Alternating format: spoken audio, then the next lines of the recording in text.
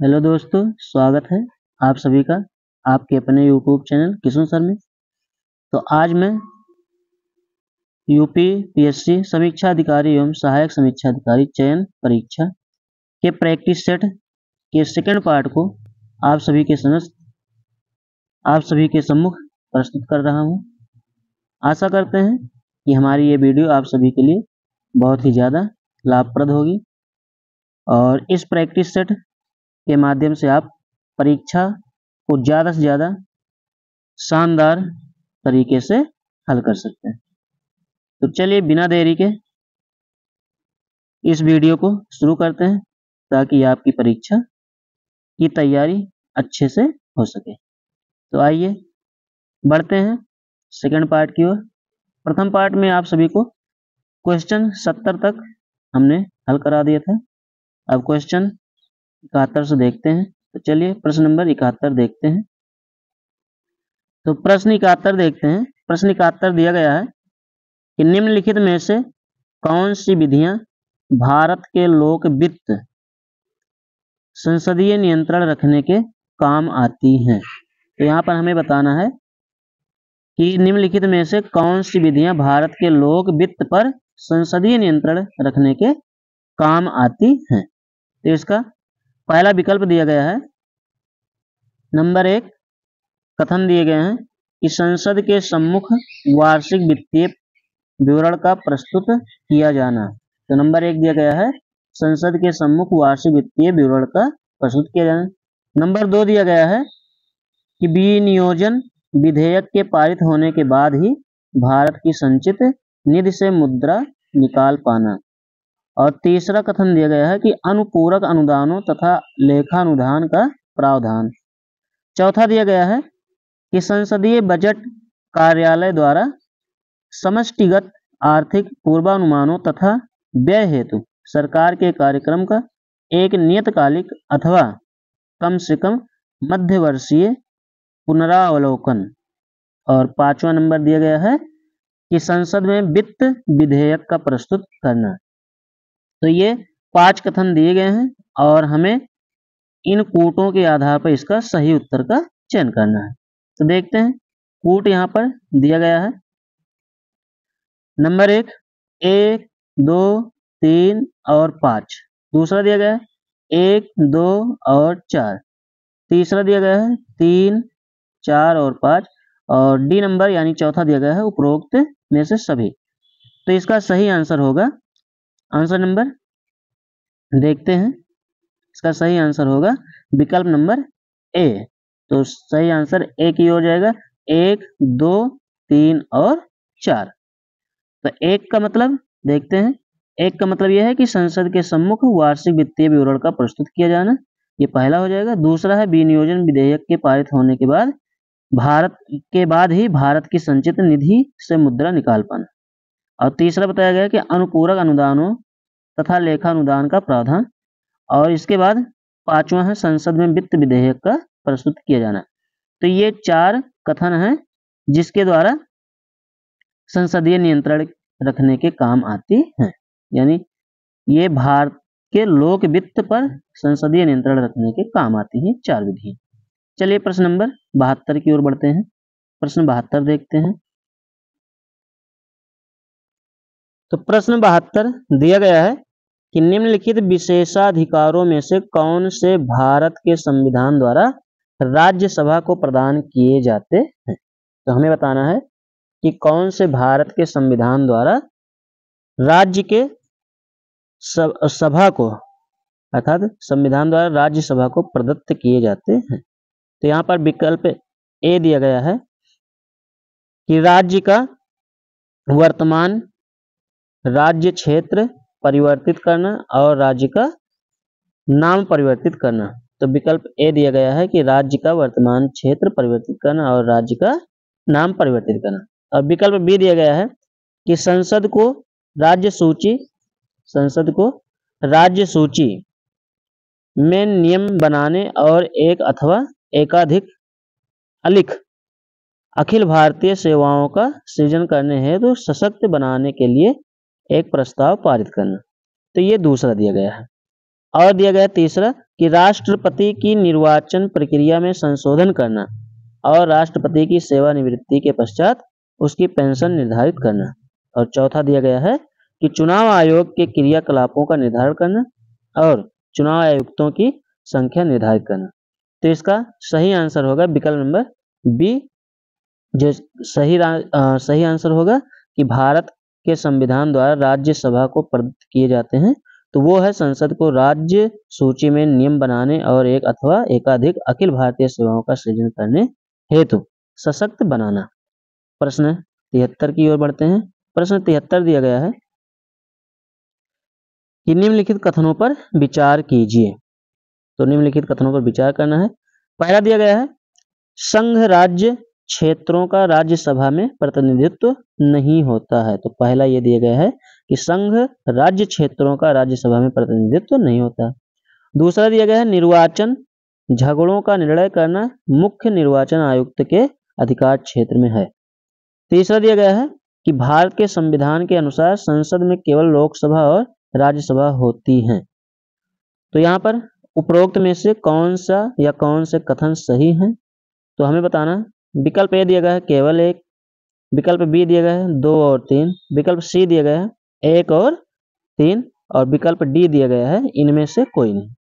तो इसका सही आंसर होगा इनमें से कोई नहीं, अर्थात ये तीनों कथन क्या हैं? असत्य हैं और इनमें से ये कोई नहीं होगा। तो चलिए प्रश्न 74 की ओर बढ़ते हैं। प्रश्न 74 दिया गया है कि भारतीय संसद में स्थगन प्रस्ताव लाने का क्या उद्देश्य है? तो जो भारतीय संसद है उसमें स्थगन प्रस्ताव लाने का क्या उद्देश्य है? तो पहला विकल्प दिया गया है, पहला विकल्प है कि सार्वजनिक महत्व के निश्चित अत्यावश्यक मुद्दे पर बहस करने हेतु। तो ये पहला विकल्प दिया गया। दूसरा दिया गया विपक्षी सदस्यों के मंत्रियों से सूचना प्राप्त करने हेतु। सी दिया गया है विकल्प किसी अनुदान की मांग में एक निश्चित मात्रा में कटौती करने हेतु। और यहाँ पर विकल्प डी दिया गया कुछ सदस्यों के हिंसक अथवा अनुचित व्यवहार पर रोक लगाने के लिए कार्यवाही स्थगित करने हेतु। तो 74 का पहला आंसर सही होगा, पहला विकल्प यहाँ पर सही होगा कि सार्वजनिक महत्व के निश्चित अत्यावश्यक मुद्दे पर बहस करने हेतु इसका सही आंसर होगा। चलिए प्रश्न नंबर बढ़ते हैं 75 की ओर। 75 देखते हैं। 75 दिया गया है कि लोक सभा अध्यक्ष के पद के विषय में निम्नलिखित कथनों पर विचार कीजिए। तो यहाँ पर हमें लोकसभा अध्यक्ष के पद के विषय में निम्नलिखित कथनों पर विचार करना है। पहला कथन दिया गया है कि वह राष्ट्रपति के प्रसाद पर्यंत पद धारण करता है। दूसरा दिया गया यह आवश्यक नहीं कि अपने निर्वाचन के समय वह सदन का सदस्य हो, परंतु उसे अपने निर्वाचन के बाद 6 माह के भीतर सदन का सदस्य हो जाना पड़ेगा। और तीसरा कथन दिया गया है कि यदि वह त्याग पत्र देना चाहे तो उसे अपना त्याग पत्र उपाध्यक्ष को संबोधित करना होगा। तो यहाँ पर विकल्प दिए गए हैं, 4 विकल्प हैं और बताना है कि इनमें से कौन सा सही है। तो हमें बताना है कौन सा सही। विकल्प ए दिया गया है कि 1 और 2, विकल्प बी दिया गया है कि केवल 3, विकल्प सी दिएगा उपरोक्त सभी, विकल्प डी दिएगा उपरोक्त में से कोई नहीं। तो इसका सही आंसर होगा विकल्प नंबर बी केवल 3। और तीसरा क्या है कि यदि वह त्याग पत्र देना चाहे तो उसे अपना त्याग पत्र उपाध्यक्ष को संबोधित करना होगा। तो ये विकल्प सही होगा कौन से प्रश्न के लिए? प्रश्न नंबर 75 के लिए कि लोकसभा अध्यक्ष के पद के विषय में निम्नलिखित कथन पर विचार कीजिए। तो इसका सही आंसर होगा विकल्प नंबर बी। चलिए प्रश्न 76 की ओर बढ़ते हैं। 76 दिया गया है कि निम्नलिखित में से कौन से कथन उच्चतम न्यायालय की आरंभिक आधिकारिकता में आते हैं? तो हमें बताना है कि कौन से कथन हैं जो उच्चतम न्यायालय की आरंभिक अधिकारिता में आते हैं। तो पहला कथन यहाँ दिया गया है कि भारत सरकार तथा एक या अधिक राज्यों के बीच का विवाद है। दूसरा दिया गया है संसद के किसी भी सदन या राज्य विधानमंडल में हुए चुनाव पर विवाद। तीसरा दिया गया है कि भारत सरकार तथा किसी संघ राज्य क्षेत्र के बीच का विवाद। और यहाँ पर चौथा दिया गया है कि दो या अधिक राज्यों के बीच का विवाद। तो यहाँ पर उच्चतम न्यायालय की आरंभिक अधिकारिता में आते हैं। तो इसका सही आंसर होगा कूट के अनुसार। चलिए कूट देखते हैं। कूट यहाँ दिया गया है प्रश्न नंबर 76 का। कूट है कि 1 और 2, पहला कूट दिया गया है यहाँ पर, ये नंबर 1 और 2, नंबर 2 दिया गया है बी 2 और 3, और नंबर सी दिया गया है 1 और 4, और नंबर डी दिया गया है 3 और 4। तो इसका सही आंसर होगा विकल्प number C. C is right answer. तो विकल्प नंबर सी इसका सही आंसर होगा। चलिए प्रश्न नंबर बढ़ते हैं 77 की ओर। तो प्रश्न 77 दिया गया है कि भारत की सबसे लंबी नदी है। तो हमें बताना भारत की सबसे लंबी नदी। तो ये तो सब लोग जानते हैं, भारत की सबसे लंबी नदी है गंगा। तो भारत की सबसे लंबी नदी क्या है? गंगा है। 78 नंबर प्रश्न की ओर बढ़ते हैं। 78 दिया गया है कि भारत में सबसे अधिक वर्षा वाला स्थान है। तो विकल्प ए दिया गया है मासिनराम, और विकल्प बी दिया गया है चेरापूंजी, विकल्प सी दिया गया है नेतरहाट, और विकल्प डी दिया गया है पश्चिम घाट। तो इसका सही आंसर होगा विकल्प नंबर ए मासिनराम। तो विकल्प ए सही होगा मासिनराम। प्रश्न 79 देखते हैं। संघ राज्य क्षेत्रों का प्रशासन कौन चलाता है? तो संघ राज्य क्षेत्रों का प्रशासन कौन चलाता है? तो इसका आंसर बताना है। पहला दिया गया है उपराज्यपाल, दूसरा दिया गया है राष्ट्रपति द्वारा नियुक्त शासक, और तीसरा दिया गया है मंत्री यानी मुख्यमंत्री, और डी दिया गया है उपरोक्त सभी। तो इसका सही आंसर होगा विकल्प नंबर बी राष्ट्रपति द्वारा नियुक्त शासक प्रशासक। तो विकल्प नंबर इसका बी सही होगा। प्रश्न नंबर 79 का। प्रश्न 80 की ओर बढ़ते हैं। प्रश्न 80 दिया गया है कि निम्नलिखित कथनों पर विचार कर सही उत्तर का चयन कीजिए। पहला कथन दिया गया है यहाँ पर कि जनप्रतिनिधि संसद एवं विधानसभा के वेतन भोगी होने के बावजूद अदालतों में प्रैक्टिस कर सकते हैं। और विकल्प बी दिए गए यानी दूसरा कथन दिया गया बार काउंसिल ऑफ इंडिया का नियम 49 यानी 49 सांसदों एवं विधायकों पर लागू नहीं होता है, क्योंकि उनका वेतन एवं भत्ता अस्थायी होता है। तो यहाँ पर कूट दिया गया है केवल 1, बी दिया गया है केवल 2, सी दिया गया है 1 और 2, और डी दिया गया है इनमें से कोई नहीं। तो प्रश्न 80 का आंसर जो होगा वो विकल्प नंबर सी सही होगा, 1 और 2।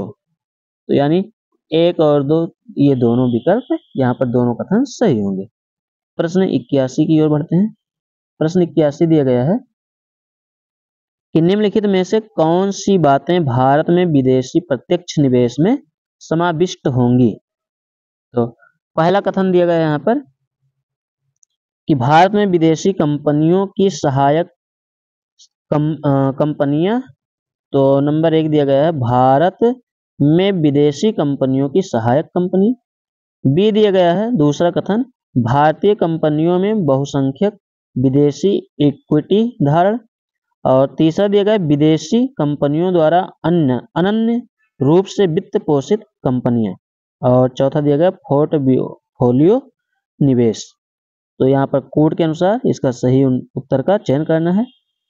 पहला कोड दिया गया है 1, 2 और 3, बी दिया गया 2 और 4, सी दिया गया 1 और 3, और डी दिया गया है उपरोक्त सभी। तो प्रश्न 81 का सही आंसर होगा विकल्प नंबर ए 1, 2 और 3, जबकि चौथा नहीं सही होगा यानी पोर्टफोलियो निवेश ये प्रत्यक्ष निवेश में समाविष्ट नहीं होंगे।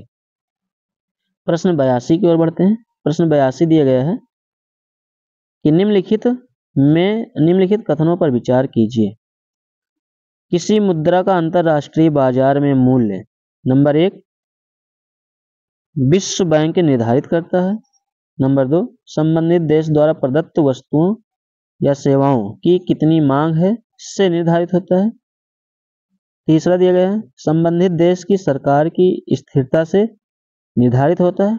और चौथा दिया गया संबंधित देश की आर्थिक संभाव्यता से निर्धारित होता है। तो यहाँ पर कथन सही है कौन से वो चुनना है। तो विकल्प ए दिया गया है 1 और 4, बी दिया गया 2 और 3, सी दिया गया 3 और 4 और डी दिया गया है ये सभी। तो इसका सही आंसर होगा ये सभी। तो विकल्प number D is right answer. Question number 82। प्रश्न 83 की ओर बढ़ते हैं। तो आइए प्रश्न नंबर 83 देखते हैं। प्रश्न 83 की ओर हम बढ़ेंगे। तो 83 दिया गया है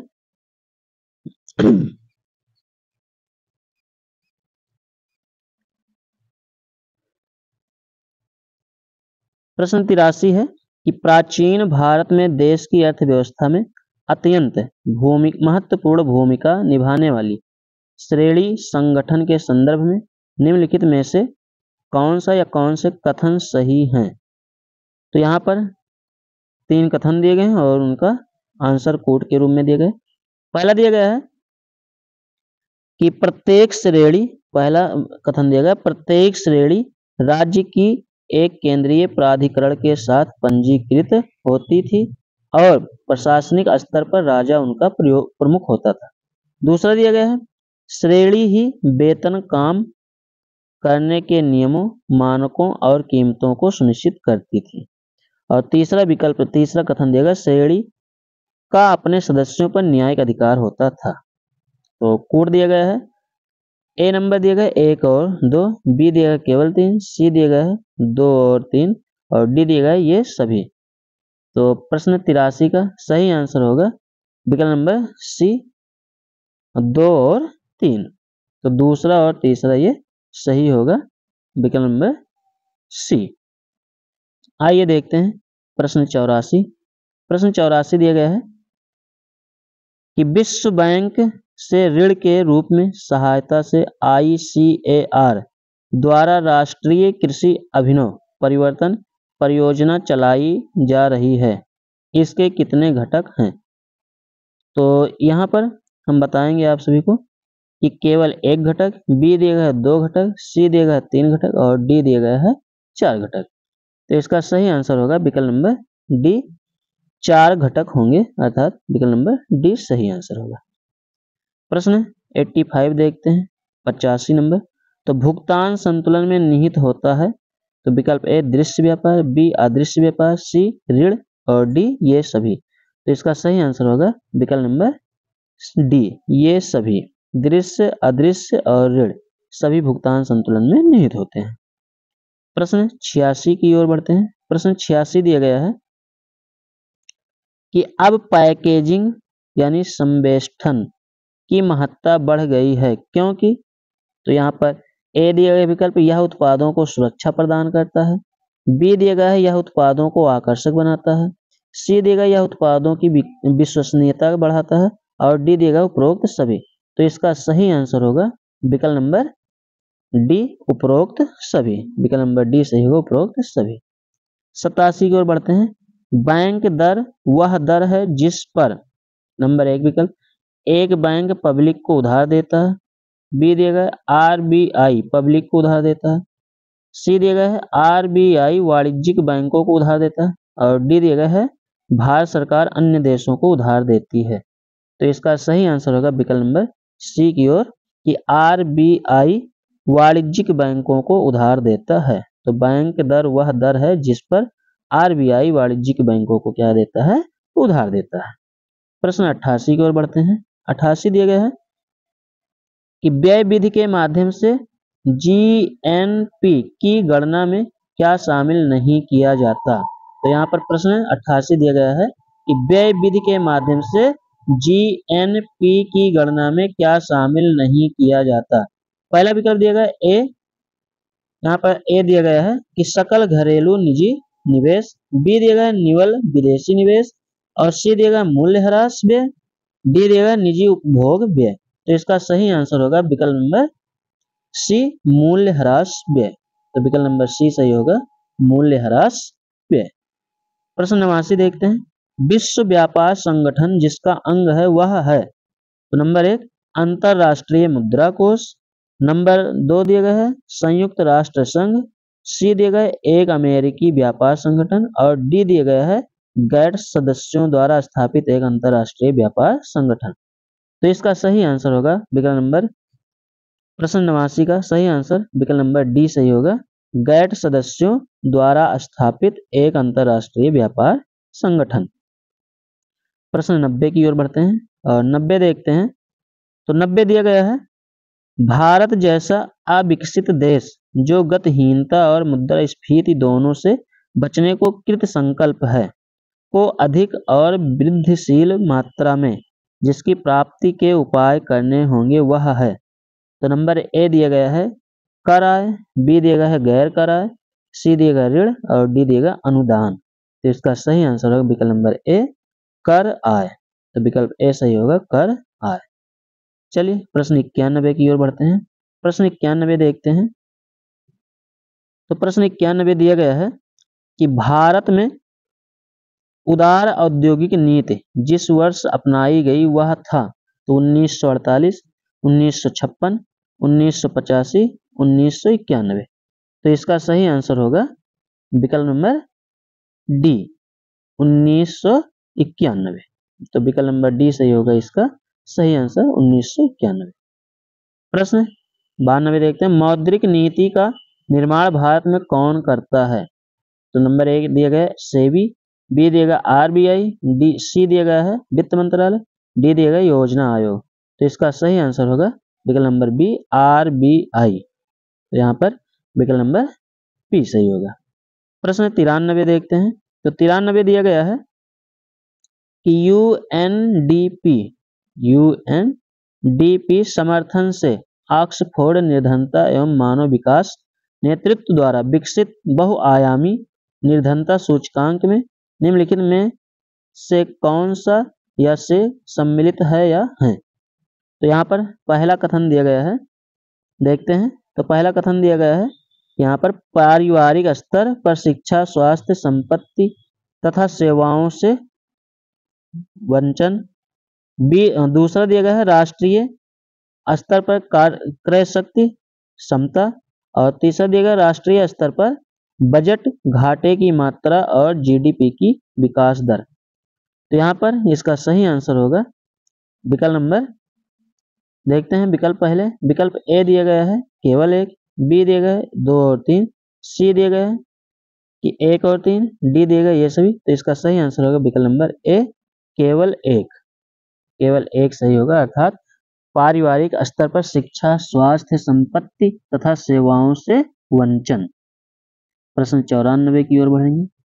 94 दिया गया है कि राष्ट्रीय ग्रामीण स्वास्थ्य मिशन के संदर्भ में प्रशिक्षित सामुदायिक स्वास्थ्य कार्यकर्ता आशा के कार्य निम्नलिखित में से कौन से हैं। तो पहला कथन दिया गया है यहाँ पर, पहला कार्य कि स्त्रियों को प्रसव पूर्व देखभाल जांच के लिए स्वास्थ्य सुविधा केंद्र साथ ले जाना। दूसरा दिया गया गर्भावस्था के प्रारंभिक संसूचन के लिए गर्भावस्था परीक्षण किट का प्रयोग करना। और तीसरा दिया गया पोषण एवं प्रतिरक्षण के विषय में सूचना देना। तो पोषण और प्रतिरक्षण। चौथा दिया गया है बच्चे का प्रसव कराना। तो ये 4 कथन दिए गए हैं यानी कार्य आशा के, और इनमें से बताना है कि कौन से कार्य आशा के हैं। तो विकल्प ए दिया गया है 1, 2 और 3, विकल्प बी दिया गया 2 और 4, सी दिया गया 1 और 3, डी दिया गया है ये सभी। तो इसका सही आंसर होगा विकल्प नंबर ए 1, 2 और 3। तो यहाँ पर 1, 2 और 3 इसका प्रश्न नंबर 94 का सही आंसर होगा। चलिए प्रश्न 95 की ओर बढ़ते हैं। प्रश्न 95 दिया गया है कि निम्नलिखित में से कौन से मूलतः समावेशी शासन के अंग कहे जा सकते हैं। तो समावेशी के अंग कहे जा सकते हैं वो हमें बताना है।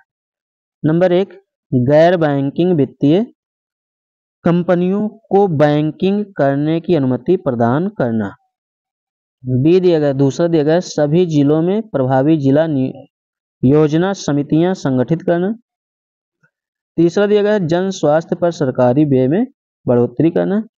और डी दिया गया है, चौथा दिया गया है, तो चौथा दिया गया दोपहर का भोजन योजना का सशक्तिकरण करना। तो आइए देखते हैं, इसका सही आंसर होगा विकल्प नंबर डी, ये सभी। पहला दिया गया 1 और 2, दूसरा दिया गया 3 और 4, सी दिया गया है यानी तीसरा 2, 3 और 4, तो ये सही होंगे। तो इसका सही आंसर होगा विकल्प नंबर डी। तो इसका सही आंसर होगा विकल्प नंबर डी, ये सभी। प्रश्न 96 की ओर बढ़ते हैं। तो प्रश्न 96 दिया गया है कि भारतीय संविधान के प्रावधानों के अंतर्गत उपभोक्ताओं के अधिकारों, विशेषाधिकारों के संदर्भ में निम्नलिखित में से कौन सा या से कथन सही है या सही है। तो पहला कथन दिया गया है कि उपभोक्ता यानी उपभोक्ताओं को खाद्य की जांच करने के लिए नमूने लेने का अधिकार है। और दूसरा दिया गया उपभोक्ता यदि उपभोक्ता मंच में अपनी शिकायत दर्ज करता है तो उसे इसके लिए कोई फीस नहीं देनी होती। तो आइए प्रश्न 96 का आंसर देखते हैं। प्रश्न नंबर 96, तीसरा कथन दिया गया उपभोक्ता की मृत्यु हो जाने पर उसकी वैधानिक उत्तराधिकारी उसकी ओर से उपभोक्ता मंच में शिकायत दर्ज कर सकता है। तो विकल्प ए दिया गया केवल 1, बी दिया गया 2 और 3, सी दिया गया 1 और 3, डी दिया गया ये सभी। तो इसका सही आंसर होगा विकल्प नंबर सी, 1 और 3। तो आइए विकल्प नंबर 3 सी देखते हैं। तो विकल्प सी सही होगा, 1 और 3। चलिए प्रश्न नंबर 97 की ओर बढ़ते हैं। 97 दिया गया है कि निम्नलिखित में से कौन एक सुमेलित नहीं है। देवा बाराबंकी, आल्हा महोबा, कर्मा मथुरा और कजरी मिर्जापुर। तो इसका सही आंसर होगा विकल्प नंबर सी, कर्मा मथुरा। तो जो कि ये सही सुमेलित नहीं है। तो इसका सही आंसर क्या होगा, विकल्प नंबर सी जो दिया गया है कि कर्मा और मथुरा सही सुमेलित नहीं है। तो आइए हम आपको बता दें कि इसका सही आंसर होगा कर्मा कहाँ से संबंधित है। तो कर्मा संबंधित है, लोक नृत्य है सोनभद्र जिले का ये कर्मा। तो कर्मा लोक नृत्य है सोनभद्र जिले का। तो सोनभद्र व मिर्जापुर के खरवार आदि आदिवासी लोग द्वारा यह नृत्य किया जाता है। तो यहाँ पर देवा क्या है, देवा एक स्थल है और यहाँ पर आल्हा महोबा में है, कजरी मिर्जापुर में है, जबकि यहाँ पर कर्मा ये मथुरा में क्या होता है। तो यहाँ पर मथुरा में कुछ नहीं होता। इसका सही आंसर होगा कि कर्मा लोक नृत्य है कहाँ का, तो ये है सोनभद्र जिले का। तो प्रश्न नंबर 98 की ओर बढ़ते हैं और प्रश्न 98 देखते हैं। दिया गया है कि निम्नलिखित जनजातियों में से किसकी संख्या उत्तर प्रदेश में सर्वाधिक है। तो पहला दिया गया है बनरावत और दूसरा दिया गया है थारू, तीसरा दिया गया है सहारिया और चौथा दिया गया है धुरिया।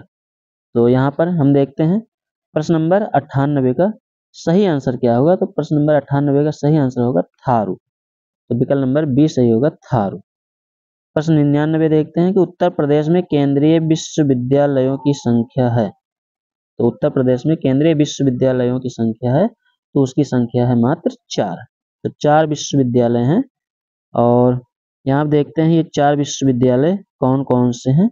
आइए हम बता दें 4 विश्वविद्यालय। तो उत्तर प्रदेश में 4 प्रमुख केंद्रीय विद्यालय हैं और उनमें से पहला है काशी हिंदू विश्वविद्यालय, वाराणसी में है, जिसकी स्थापना 1916 ईस्वी में हुई थी। तो काशी हिंदू विश्वविद्यालय। दूसरा दिया गया अलीगढ़ मुस्लिम विश्वविद्यालय, अलीगढ़ में है और इसकी स्थापना 1921 ईस्वी में हुई थी। तीसरा है डॉक्टर भीमराव अंबेडकर विश्वविद्यालय, लखनऊ में, इसकी स्थापना 1989 ईस्वी में हुई थी। और यहाँ पर चौथा दिया गया इलाहाबाद विश्वविद्यालय, ये इलाहाबाद में है। तो इस तरह से उत्तर प्रदेश में केंद्रीय विश्वविद्यालयों की संख्या कितनी है, तो कुल है संख्या 4। प्रश्न 100 की ओर बढ़ते हैं। 100 दिया गया और रोजगार की दृष्टि से उत्तर प्रदेश का सबसे बड़ा उद्योग है। तो नंबर 1 दिया गया है सूती मिल, नंबर 1 है सूती मिल और नंबर 2 है हथकरघा, नंबर 3 है चमड़ा और नंबर 4 है सीमेंट। तो इसका सही आंसर होगा यहाँ पर विकल्प नंबर प्रश्न 100 का सही आंसर होगा रोजगार की दृष्टि से हथकरघा उद्योग सबसे बड़ा उद्योग है। तो विकल्प बी की ओर जाएंगे, विकल्प नंबर बी सही होगा प्रश्न नंबर 100 का।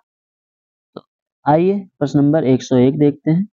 प्रश्न 101 दिया गया है कि उत्तर प्रदेश में बौद्ध एवं जैनियों दोनों की प्रसिद्धि तीर्थ स्थली है। तो विकल्प ए दिएगा सारनाथ, बी दिएगा कौशाम्बी, सी दिएगा कुशीनगर और डी दिएगा देवी पाटन। तो प्रश्न नंबर 101 का जो सही आंसर होगा यहाँ पर बताना है। सही आंसर प्रश्न नंबर 101 का, तो इसका सही आंसर होगा विकल्प नंबर बी कौशाम्बी। कौशाम्बी बौद्ध एवं जैन दोनों धर्मों के लोगों का ये क्या है, प्रसिद्ध तीर्थ स्थल है। तो विकल्प बी सही होगा कौशाम्बी। प्रश्न 102 देखते हैं। 102 में दिया गया है कि उत्तर प्रदेश विभाजित किया गया है। तो नंबर 1 है ए 11 सस्य जलवायु क्षेत्रों में, बी दिया गया 9 सस्य जलवायु क्षेत्रों में, सी दिया गया 7 सस्य जलवायु क्षेत्रों में और डी दिया गया उपरोक्त में से कोई नहीं। तो इसका सही आंसर जाएगा विकल्प नंबर बी 9 सस्य जलवायु क्षेत्रों में। तो प्रश्न 102 का सही आंसर होगा विकल्प नंबर बी 9 सस्य जलवायु क्षेत्रों में। तो प्रश्न नंबर 103 की ओर बढ़ेंगे। 103 दिया गया वर्ष 2011 की जनगणना के संबंध में निम्नलिखित कथनों पर विचार कीजिए। तो हमें 2011 की जनगणना के विषय में हमें क्या करना, विचार करना। पहला दिया गया है कि वर्ष 2011 की जनगणना के अनुसार भारत की जनसंख्या 1,01,93,422 है। और दूसरा दिया गया भारत की जनसंख्या की दृष्टि से चीन के बाद विश्व का दूसरा सबसे बड़ा देश है। और तीसरा दिया गया वर्ष 2011 की जनगणना के अनुसार भारत की कुल जनसंख्या में पुरुषों की जनसंख्या 62.37 करोड़ तथा स्त्रियों की संख्या 58.64 करोड़ है। चौथा दिया गया भारत में लिंगानुपात वर्ष 2011 में 933 स्त्री प्रति 1000 पुरुष है। तो इसका सही आंसर बताना है कूट की सहायता से। तो कूट ए दिया गया है केवल 1 और 2, बी दिया गया 1, 2 और 3, सी दिया गया 1, 2 और 4, डी दिया गया ये सभी। तो प्रश्न नंबर 103 का सही आंसर होगा तो विकल्प नंबर बी सही होगा, जो कि 1, 2 और 3 की व्याख्या करता है। एक है कि वर्ष 2011 की जनगणना के अनुसार भारत की जनसंख्या 1,21,01,93,422 थी, ये सही है। दूसरा दिया गया भारत जनसंख्या की दृष्टि से चीन के बाद विश्व का दूसरा सबसे बड़ा देश है, ये भी सही है। और तीसरा दिया गया है कि पुरुष, यहाँ पर वर्ष 2011 की जनगणना के अनुसार भारत की कुल जनसंख्या में पुरुषों की संख्या 62.37 करोड़ तथा स्त्रियों की संख्या 58 करोड़ है। जबकि चौथा जो बताया गया है कि भारत में लिंगानुपात वर्ष 2011 में 933 स्त्री प्रति 1000 पुरुष थी, जो कि ये गलत है। तो यहाँ पर हम बता दें आपको, इसका सही आंसर होगा विकल्प नंबर बी 1, 2 और 3। चलिए आगे बढ़ते हैं प्रश्न नंबर 104 की ओर। तो प्रश्न 104 दिया गया है कि जनगणना 2011 के अनुसार भारत में किसे साक्षर माना गया है। उक्त के संबंध में निम्नलिखित कथनों पर विचार करें। पहला दिया गया है विकल्प नंबर ए कि भारत के वे सभी नागरिक जिनकी उम्र 7 वर्ष या उसके अधिक हो।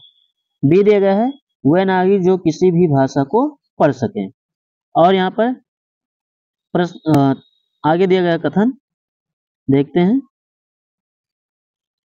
तो कथन तीसरा दिया गया है कि भारत के वे सभी नागरिक जिनकी उम्र 5 वर्ष से अधिक हो तथा वह किसी भी भाषा में लिख एवं पढ़ सकते हैं।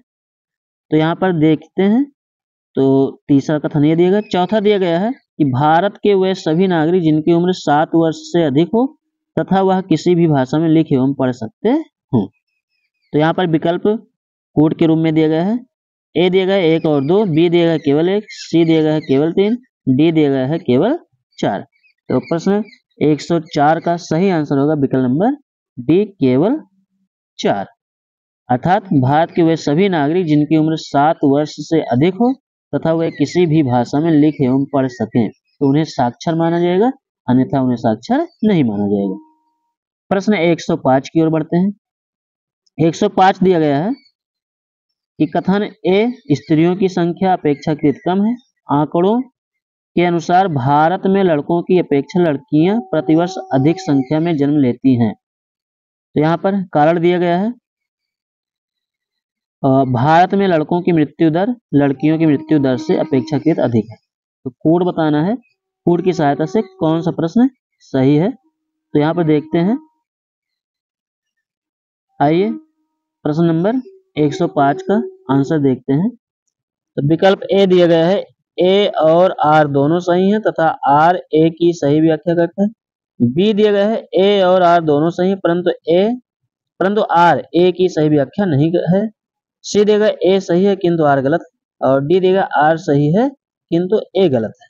तो इसका सही आंसर होगा प्रश्न नंबर 105 का, तो विकल्प नंबर सी सही होगा। बताया गया है विकल्प नंबर सी, तो यहाँ पर सी सही आंसर होगा। यहाँ पर ए सही है किंतु आर गलत है, अर्थात यहाँ पर जो कथन दिया गया वो सही है, जबकि जो ये कारण बताया गया है आर, ये गलत है। आइए प्रश्न नंबर 106 की ओर बढ़ते हैं। 106 में दिया गया है कि सूची 1 को सूची 2 से सुमेलित कीजिए और सूचियों के नीचे दिए गए कोड का प्रयोग कर सही उत्तर का चयन कीजिए। तो यहाँ पे देखते हैं, सूची 1 दिया गया है राज्य और सूची 2 दिया गया है साक्षरता दर। तो गोवा, केरल, त्रिपुरा और हिमाचल प्रदेश। यहाँ पर साक्षरता दर 93 यहाँ पर दिया गया है 9। आइए यहाँ पर दिया गया है